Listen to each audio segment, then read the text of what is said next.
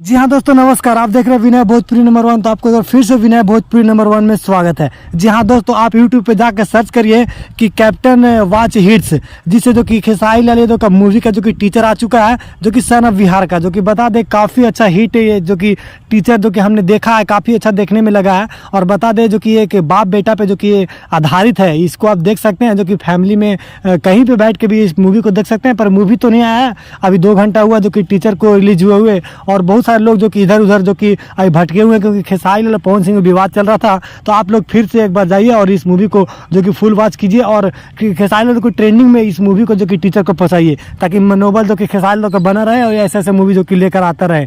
और कहीं ना कहीं अश्लीलता से मूवी को हटकर जो कि बनाया गया। और खास बात तो यह है कि इसमें जो कि पूरा गाना जो गाई है वो सिर्फ शिल्पी राज गाई है, जो कि अभी तक किसी ने मूवी में जो कि एक सिंगर नहीं गाई है। और जो कि शिल्पी राज जो कि लगातार गाना जो कि एक से एक हिट देती रहती है, वही जो कि इसमें जो गाना गाई है खेसारी लाल यादव के साथ। और ये काफ़ी अच्छा हिट मूवी है, आप लोग एक बार देखिए और इस मूवी को ट्रेंडिंग में बताइए, ताकि खेसारी लाल को पता चल सके कि नहीं, अश्लीलता का जो कि अभी विरोध होता है और जो कि अश्लील से जो कि हट के रहता है, उसको जो कि लोग देखना पसंद करते हैं।